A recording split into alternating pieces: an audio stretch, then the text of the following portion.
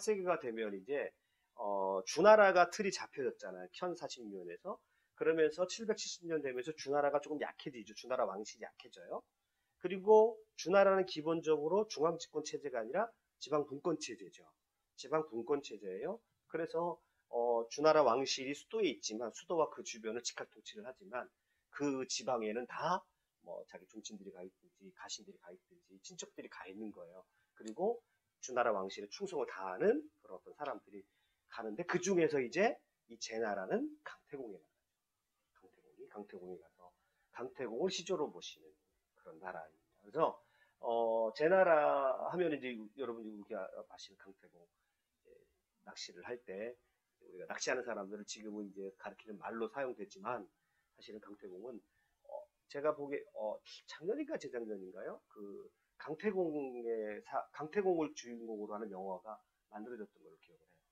중국 영화 중에서 강태공 아마 찾아보면 있을 겁니다. 강태공으로 그래서 이제 강태공이 무왕을 도와가지고 그 영화에서도 보면 이제 그 무왕이 주인공이보다 이 강태공을 주인공으로 한 그런 영화가 만들어져 끊임없이 만들어지는 이야기들이에요. 지금 제가 드리는 이야기 뭐 강태종에 관한 드라마도 중국에서는 뻔질나게 만들어질 거고 여기에도 이제 제환공도 굉장히 많이 만들어지는 얘기입니다. 아무튼 강태공이 이제 제나라의 기원이란 말이에요. 그러면 제나라의 특성상 제나라는 자기 시조가 책사란 말이죠. 그죠? 자기 시조가 책사예요. 그러니까 왕이 아니고 왕의 신하였단 말이죠. 왕의 신하였기 때문에 여기에 전통 가운데는 또 신하들의 또 말을 듣는 전통이 아마 있지 않았을까요? 그렇죠? 왕이더라 제후들이라도 신하 자기 조상 강태공이 신하였거든요. 그럼 아주 유명한 책사였으니까. 그리고 강태공이 무왕을 도와가지고 주나라를 세운 결정적인 역할을 하는 사람이니까. 그래서 이제 제나라가 강태공이 세운 나라입니다. 그럼 제나라를 보면 이게 이제 그 분봉할 때 주나라가 분봉할 때 그 지역인데 여기 제나라가 있다면 산둥반도 쪽에 제나라가 있고요. 그 다음에 이제 알아둬야 되는 나라가 제나라가 여기 있고 여기 옆에 보면 이제 충나라하고 송나라가 이게 없어져요 나중에는. 여기 보면 노나라가 있어요. 노나라는 누가 세웠죠? 주공이죠. 주공이 세웠죠. 무왕의 동생인 주공이 노나라를 세웁니다. 그 다음에 옆에 보면 거나라를 일단 봐봤거든요. 거나라는 가깝죠. 그러니까 노나라가 있고 거나라가 있는데 제나라의 입장에서 보면 노나라보다는 거나라가 더 가깝게 보여지죠. 요거 지형을 일단 이제 머릿속에 염두에 두고 이제 스토리로 들어가야 됩니다. 지도를 두고. 지도를 모르면 이 스토리를 알기가 참 어려워요. 지도를 이렇게 딱 두시고요. 일단 제환공과 관포지교로 들어가겠습니다. 역사적으로 보면 어떤 역사적인 그 사실들의 역사적인 어떤 사건들이 일어났을 때 이렇게 많이 반복이 되거든요. 반복이 되는데 관포지교는 거의 유일하지 않을까 싶어요. 관포지교의 그런 어떤 패턴들은 많이 못 본 것 같아요. 오성과 한음의 이야기를 여러분 아시나요? 오성과 한음도 사실 어떻게 보면 쌍방간이잖아요. 쌍방간이라고 할 수 있어요. 오성과 한음의 얘기도 보면.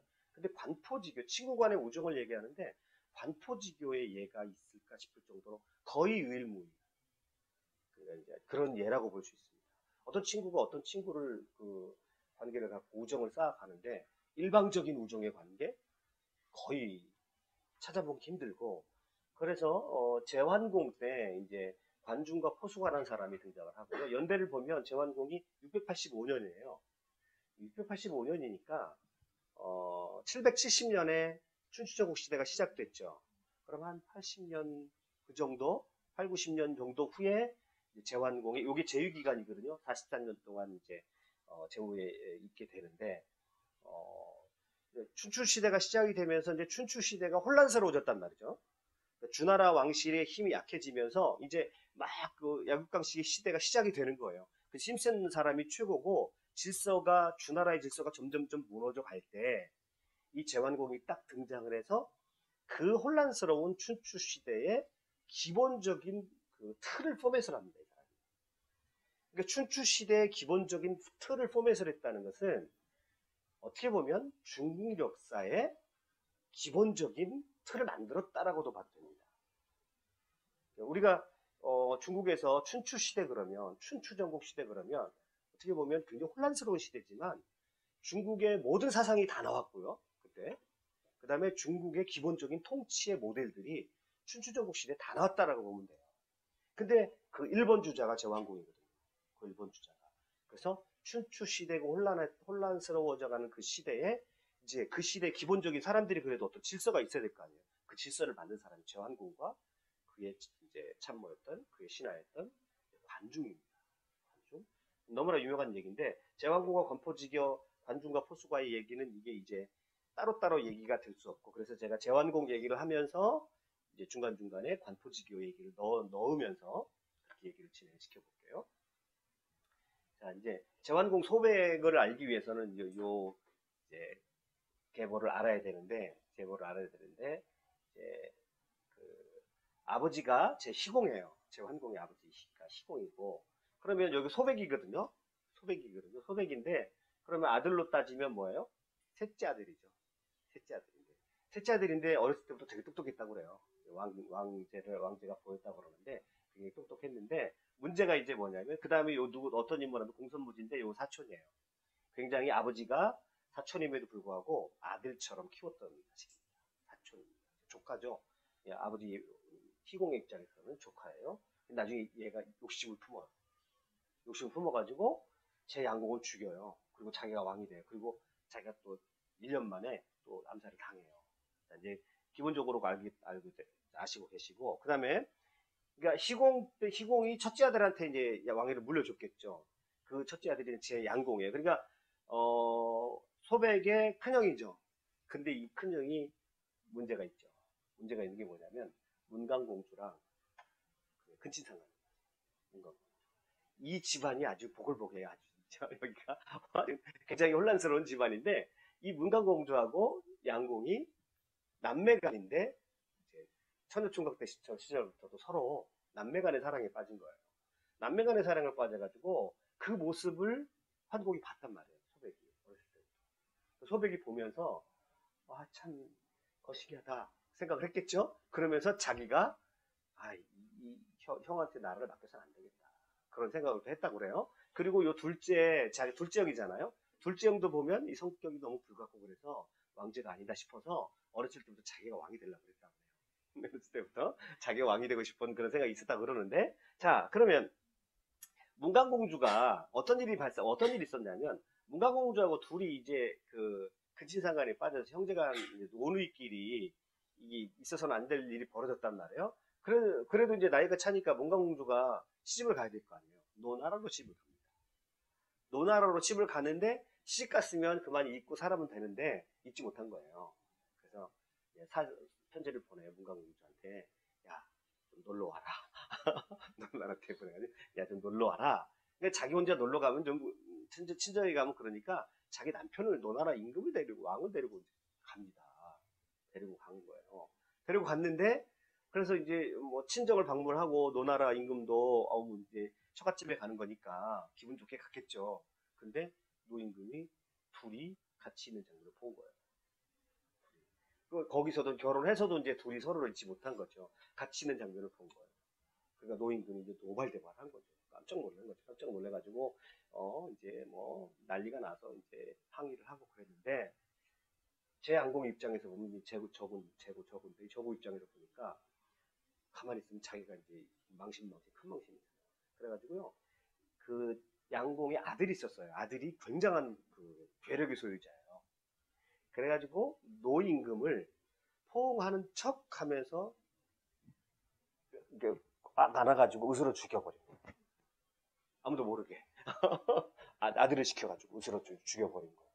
그러면 이제 노나라하고 복잡한 관계가 시작이 되고 아무래도 그런 상황이 되니까 이 사람이 이제 뭐 제정신이 아닌 거죠. 그래서 나라가 너무너무 혼란스러워져요. 나라가 혼란스러워지니까 왕자들이잖아요.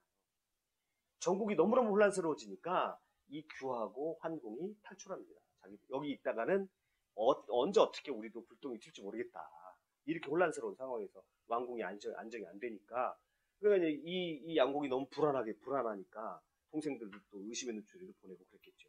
그게 동생들이 탈출을 합니다. 탈출을 해가지고 규는 어디로 가냐면 노나라로 가요.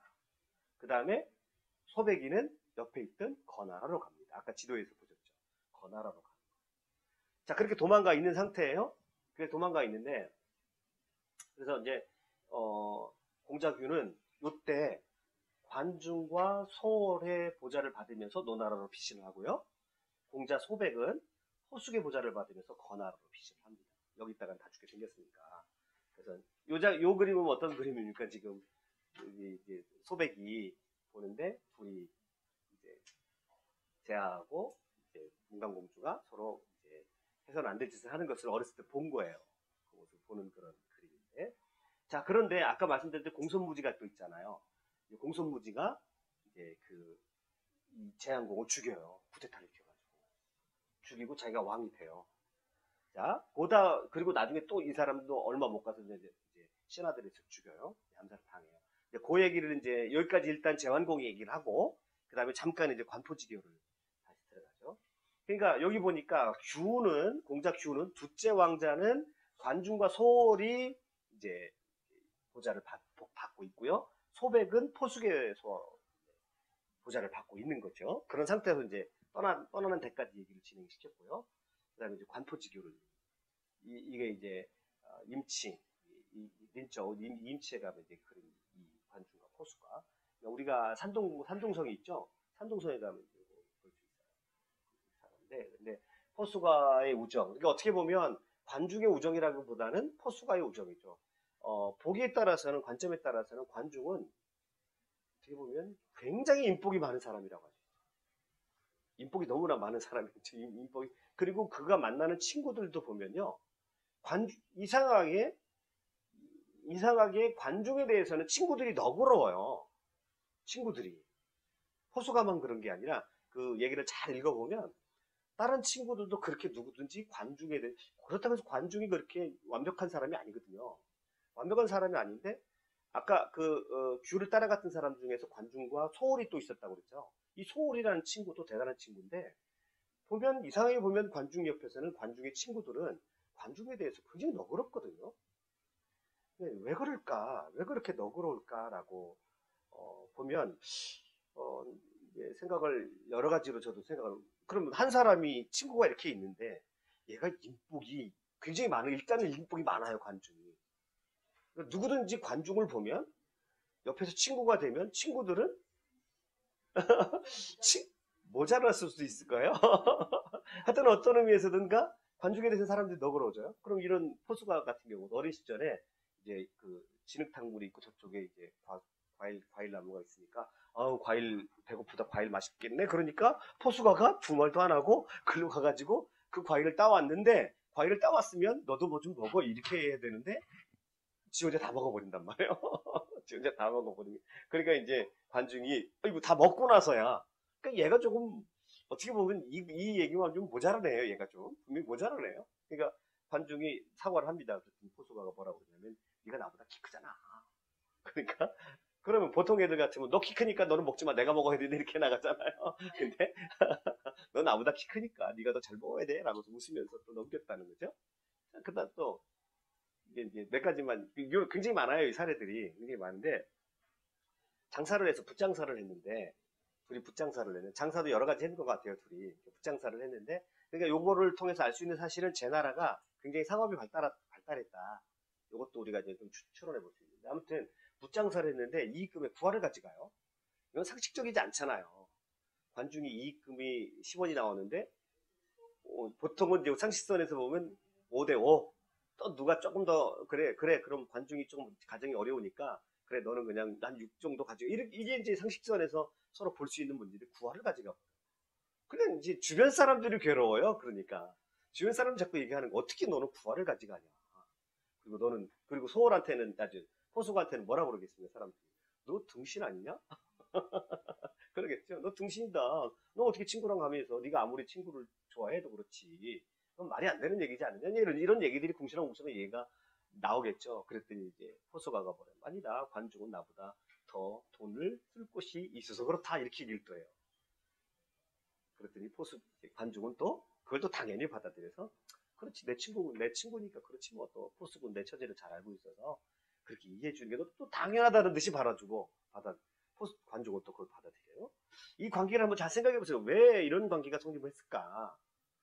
근데 이제 저도 여러 가지로 이제 추론을 해보는데, 아무튼 제가 좀 부족할 수는 있어도 저는 중국사를 그냥 있는 그대로 보는 것보다 늘 생각을 해요. 늘 생각을 하면서 어쨌거나 이제 제 입장에서 또 해석이라는 게 또 들어갈 수 있으니까 그래서 많이 해석을 해보는데 처음에 참 이해가 안 되는 관계예요. 이거를 추론을 해봐도 항상 어떤 사례든지 그 사례 나오는 사례들을 보면 항상 일방적이에요.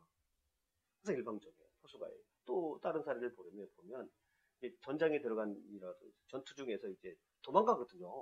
관중이 전투를 하다 도망가요. 그러니까 이제 난리가 났죠. 난리가 났겠죠. 그랬더니 야, 관중이 없으면 내가 2배로 싸우면 되잖아. 이렇게 말을 해요. 포수가가. 그리고 관이호거든요. 이름이. 관이호는 외아들인데 너무 혼자 계신 걸 종종 모르고 하는. 오히려 뭐라고 하는 친구들을 오히려 포수가가 꾸짖어요. 야, 관중은 외아들이야. 그리고 집에 노모가 계신 것도 모르냐? 당연한 거 아니냐? 뭐 이런 식으로 또 관중을 감싸고 돕니다. 그러니까 어렸을 때부터 같이 자랐으니까 이 포수가의 입장에서는 관중을 봤는데 이 관중이라는 아이는 어렸을 때부터 다른 사람들이 보기에는 애가 조금 문제가 있어요. 욕심도 많은 것 같고. 그런데 포수가의 입장에서 봐서는 뭐를 봤냐? 그러니까 어렸을 때부터 자기는 늘 그 마인드로 살지 않았나. 나는 천하를 경영한다. 라고 하는 마인드로 살았고 옆에서 포수가는 그 모습을 봤을 때 그게 허황되게 느껴진 것이 아니라 옆에서 이제 어떤 아무것도 없는 사람이 나는 천하를 경영한다 이렇게 되면 뭐야 얘가 좀 정신 나간 거 아니야? 너무 뭐 붕 떠 있는 거 아니야? 뭐 이런 식으로 받아들였을 텐데 포수가의 입장에서 봤을 때 그게 설득력 있게 들렸지 않았을까? 설득력 있게 들리지 않았을까? 그래서 한결같거든요. 늘 관중이 문제가 있을 때마다 포수가는 감싸고 관중을 감쌉니다. 그리고 누구도 관중에 대해 함부로 얘기하지 마. 얘는 천하를 경영하는 애다. 함부로 말하지 마라. 이렇게 이제 얘기하는. 그게 반복됩니다. 역사 가운데. 다시 이제 제환공 역사로 조금 돌아가가지고 아까 말씀드린 대로 공손무지가 양공을 살해합니다. 제후가 되었습니다. 다시 신하들에 의해서 공손무지가 살해됩니다. 살해되고 그러면 이제 제 나라의 왕위가 비어버린 거죠. 왕위가 비어버리니까 이제 규하고 소백이 이제 경쟁을 하게 돼요. 이제 먼저 들어가는 사람이 절대적으로 유리한 거죠. 먼저 들어가는 공자가 절대적으로 유리해요. 그래가지고 들어가기 시작합니다. 규와 소백의 규국 경쟁이죠. 이거는 규국 경쟁이에요. 그래서 거리상으로 가까운 거나라에 있었던 소백이 대단히 유리한 환경이에요. 그러니까 이제 관중은 관중하고 소고는 규를 따라갔거든요. 그래서 이제 소백은 이제 포수가가 따라가고요. 자, 그래서 도저히 안 되게 생기니까 관중이 규에서 신복인 관중이 매복을 하고 있다가 먼저 달려간 겁니다. 규복은 이제 먼저 제가 천천히 오시라 하고 자기가 먼저 길목을 지키고 관중이 들어오는 길에 환공이 들어오는 길에서 기다리고 있다가 소백을 화살로 쏩니다. 그러니까 이제 이게 뭐냐면 암살이에요. 암살이고 자객인 거죠. 그러니까 이 사람은 그러니까 어떻게 보면 공자식으로 말하면 공자 입장에서도 굉장히 혼란스러운 판단을 할 수밖에 없어요. 이 관중에 대해서 평가를 여러 가지를 합니다. 여러 가지 평가를 하는데 하여튼 이 관중은 화살을 쏴가지고 죽었다고 생각을 했어요. 이제 매복을 하고 있다가 이제 자기가 소백을 죽였다고 생각했는데 그리고 이제 규하고 자 죽었습니다. 가시면 됩니다라고 하고서 노나라에서 이제 제 나라로 딱 들어갔는데 들려오는 소식이 이제 뭐예요? 제환공이 이제 소백이 들어가서 제 나라의 왕이가 됐다 이거예요. 그 소리를 들으니까 나중에 알고 봤더니 화살을 쏴가지고 맞추기는 맞췄는데 이제 벨트 이쪽에 맞아가지고 다행히 급소는 안 맞은 거예요. 그랬을 때 말에서 뚝 떨어지면서 이제 소백이 죽은 척 한 거죠. 그 옆에 있을 때 포수가가 죽은 척 하라고 움직이지 마시라고. 지금 한 번 더 움직이면 화살이 또 날라오니까 죽은 척하고 계시라고. 한동안 죽은 척하고 계시라고 납작 엎드렸습니다. 그때 이제 관중은 죽었구나 생각하고 돌아간 거예요. 돌아갔는데 나중에 이제 노나라 사람들하고 이제 노나라 사람들 입장에서도 자기들이 모시고 있던 규가 왕이 되면 자기들이 유리하니까 그래서 이제 딱 제 나라로 들어가려고 했더니 제 나라에는 이미 왕이 된 거예요. 소백이 그 제환공으로 취임을 한 거죠. 왕이 취임을 한 거죠. 그러니까 이제 다시 노나라로 돌아갈 수밖에 없었어요. 그래가지고 이 노나라로 도망을 갑니다. 세 사람이 도망을 가는데 규하고 관중하고 소홀이 도망을 가요. 도망을 가니까 이제 환공이 이제 소백이 왕이 됐단 말이에요. 소백이 왕이 되니까 뭐라고 그러냐면 내가 규는 내 형제이므로, 그러니까 내 형이잖아요. 자기 입장에 형이에요. 둘째 형이에요. 내 형제이므로 내 손으로는 죽일 수 없다. 못 죽이겠다.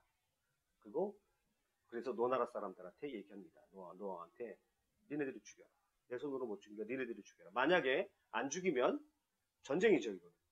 내가 너희를 가만 안 두겠다. 그리고 국력으로 보나 뭘로 보나 제 나라가 훨씬 강하니까 노나라 입장에서는 곤란한 위치가 되는 거예요. 그래서 그리고 또 뭐라고 말하면 소홀과 관중은 우리 제 나라의 반역도로서 뭐라고 얘기하냐면 내가 죽여가지고 소금에 절여서 소금에 절이겠다 이 소리. 그냥 포를 떠가지고 죽이겠다 이 소리죠.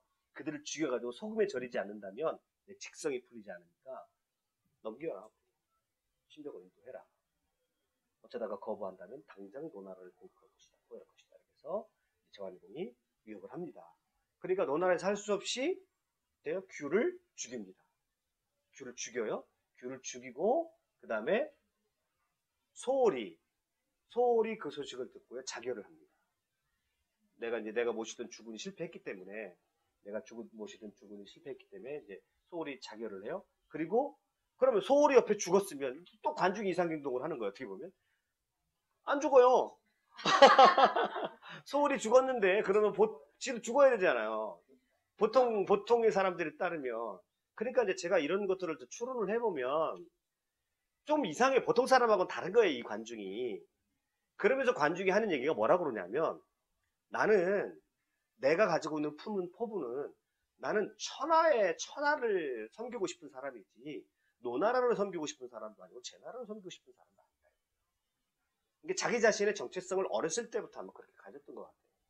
그렇게 가졌기 때문에 포수가는 그걸 봤고 이 관중은 그렇게 생각을 했기 때문에 그리고 늘 그런 식으로 공부를 했을 거 아니에요. 그러니까 이 사람은 공부의 수준이 다른 거야. 그러니까 뭐를 공부를 해도 학문을 해도 내가 제 나라의 신하로서 학문을 한 게 아니라 천하를 경영하는 학문을 한 거죠. 그럼 어떻게 보면 이 관중이라는 사람이 그렇게 추론을 해보면 이 사람이 대단히 위대한 사람인 거예요. 왜냐하면 지금 춘추 시대가 한 7, 80년 진행이 됐잖아요. 그러면 주나라의 왕실의 어떤 그 질서들이 무너져 가고 세상은 대단히 혼란스러워져 갈 때 이 소백은 뭐를 생각을 한 사람이냐면 항상 어떻게 하면 이 천하를 좀 안정을 시키고 천하를 잘 다스릴 수 있을까라고 하는 이 아이디어에 어렸을 때부터 몰두했다는 얘기예요. 그리고 그런 생각들과 그런 말들이 너무나 뛰어났기 때문에 포수가나 친구들의 입장에서는 인정할 수밖에 없는 거예요. 그래서 이 사람은 아예 준비하는 그릇 자체가 다른 거죠. 그러니까 소월 같은 경우는 내가 모시던 주군이 죽임을 당했기 때문에 자기도 의리상 죽어야 마땅한 거죠. 신하 입장에서는. 그런데 관중은 자기를 스스로 생각하는 정체성 자체가 달랐던 거죠. 나는 제 나라 임금이나 노나라 임금을 섬기는 그런 정도의 사람이 아니라 나는 내 머릿속에는 나는 어렸을 때부터 천하를 경영하는 꿈을 꿨다 이 말이에요. 그리고 자기 정체성을 이렇게 표현을 합니다. 그리고 안 죽어요. 그러니까 주변 사람들 입장에서 보면 이거 뭐야? 그러니까 이제 노나라 입장에서 할 수 없이 이 사람을 이제 유배 보낼 때 뭐예요? 가둬두는 거 있잖아요. 거기다 실어가지고 이제 제 나라로 교환을 시킵니다. 이제 소백은 오기만 오면 이놈을 이제 죽여야 되는 거죠. 잔인한 방법으로 죽이고 나를 쏜 사람이니까 나를 화살로 쏴서 나를 죽이려고 했고 그게 삐끗해서 진짜 맞았으면 어떻게 되는 거예요. 이건 이제 죽는 거니까 그런 상황이니까 이제 환공을 죽이려고 했습니다. 그때 이제 또 누가 등장해요? 그래서 규는 살해당하고 소홀은 자살합니다. 관중은 또 살아요. 그리고 제나라로 압송이 됩니다. 이때 이제 포수가가 등장합니다. 포수가가 등장하는 이런 말을 합니다. 그러니까 이런 말들을 제가 가만히 음미를 해보면 그래야 맞는 것 같아요. 이 관중이 우리가 관중과 포수가의 이 우정 항상 포수가가 바보같이처럼 희생하고 바보처럼 항상 밑바탕을 해줬을 때에는 그래도 이게 그냥 포수가가 사람이 너무 좋아서 그건 또 아니거든요. 이 사람은 굉장히 강직한 사람이 아닌 건 아닌 사람이잖아요. 아닌 건 아닌 사람이고 성격이 고든 사람이거든요. 그 고든 사람이 관중을 봤을 때 그렇게 늘 관대했다? 앞뒤가 안 맞아요. 그러면 우리가 논리적으로 설명을 해보려면 이 말 가운데도 보면 그 말이 딱 배어 있잖아요. 아예 그렇게 봤다는 거예요. 관중이란 사람을 그런 사람으로 인정을 했다는 거예요. 그러니까 그렇게 봐도 관중은 대단히 인복이 많은 사람이죠. 그렇게 봐. 그걸 알아줬으니까. 그래서 이제 포수가가 등장해가지고 소백한테 황공한테 이렇게 말해요. 군주께서 제 나라만을 다스린다면 저하고 몇몇 신하들만 가지고도 충분합니다.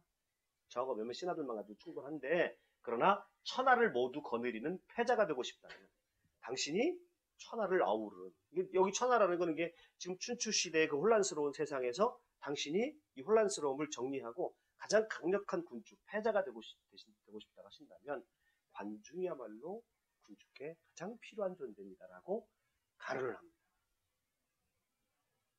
여기에서 왕조의 결정적인 순간이죠. 제가 몇 가지 공식을 말씀드렸는데 왕조의 위기 공식은 뭐죠?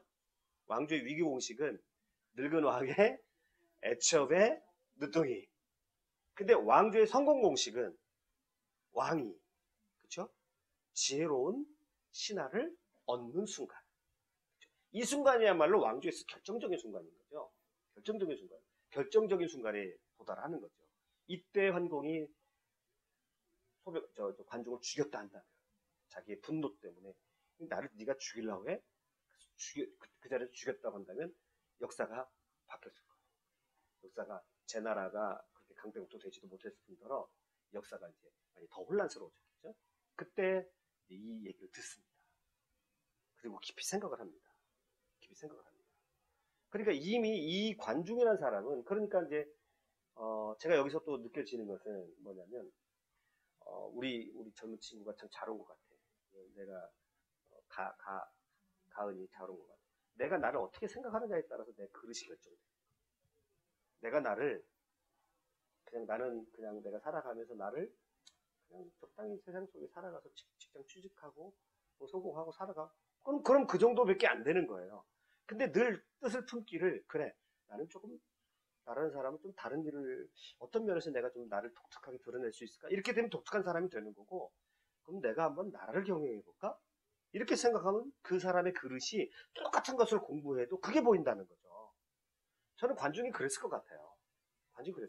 이 사람은 어렸을 때부터 마음 자체가 달랐던 거죠. 이미 이 사람은 어렸을 때부터 제 나라의 형편을 잘 살핀 거고 어떻게 하면 이 제 나라가 잘 사는 나라가 될 수 있을까 늘 고민했던 거고 어떻게 하면 천하의 이 춘추 시대의 혼란한 이 시대를 잘 정리하면 질서 정연한 나름대로 주나라 왕실이 약해져 갈 때 그러면 어떻게 될까? 그러면 왕을 대체할 만한 누군가가 등장해야 되지 않을까? 이런 꿈을 관중은 아마 늘 생각했지 않았을까? 그리고 포수가는 정확하게 그걸 읽고 있었고 그래서 포수가가 개인적으로 너그러워서가 아니라 천하를 생각한다면 이 관중 같은 사람이 반드시 정치를 해야 된다. 그리고 관중이 이제 받아들여요. 그리고 기꺼이 자기는 관중 밑으로 가잖아요. 이게 참 대단히 힘든 일이에요. 역사에서 제가 못 본 것 같아요. 제가 아직 시간이 짧아서 이게 잘 모르겠지만 아직까지 제가 이렇게 본 것 중에서 이런 친구는 없는 것 같아요. 이런 우정은 없는 것 같아요. 대단한 우정. 삼은삼육이라는 겁니다. 이제 이 환공이 뭐냐면 세 번 몸을 씻고 향에다 몸을 ጭ고 이거는 내 신하를 그만큼 경건하게 맞아들이겠다는 거죠. 그래서 자기 사감을 벗어버리고 그래? 그럼 이 사람이 천하를 경영하는 사람. 아마 이제 포수가가 자세하게 말씀드렸겠죠. 자세하게 이제 왕한테 이 사람은 제가 지금 말씀드린 대로 아마 이렇게 말해야 설득력이 있을 것 같아요. 어렸을 때부터 이미 이 사람은 천하를 내다보고 산 사람입니다.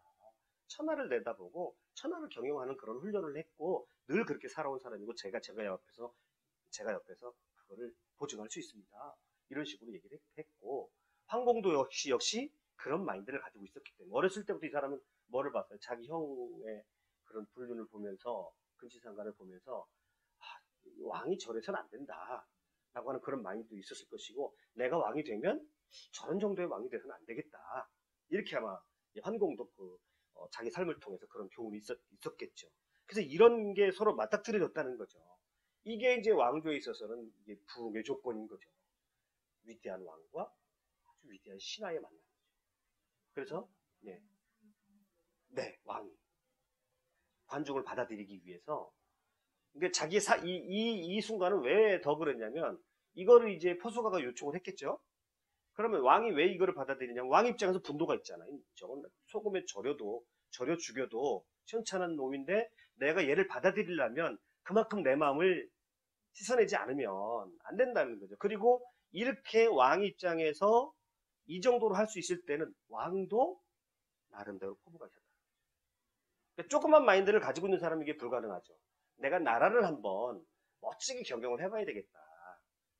그러니까 소백이 어렸을 때부터 그 가문에서 있었던 그 말도 안 되는 얘기를 보면서 자기가 그거를 반면교사 삼아서 성군으로서의 다짐이 있었다는 거고, 그것을 포수가가 얘기했을 때 그거를 받아들였다는 거예요. 이 순간은 참 위대한 순간이죠. 위대한 순간이죠. 서로의 개인적인 사감들이 다 털어지고, 그리고 하나로 뭉쳐서 비슷한 예를 우리 아까 위증하고 당태종을 봤죠. 당태종 입장에서도 위증은 형의 책사예요. 형의 책사였어요. 그리고 이 위증의 이야기를 읽어보면 위증도 여러 번 그 주군이 바뀌어요. 여러 번 주군이 바뀌어요.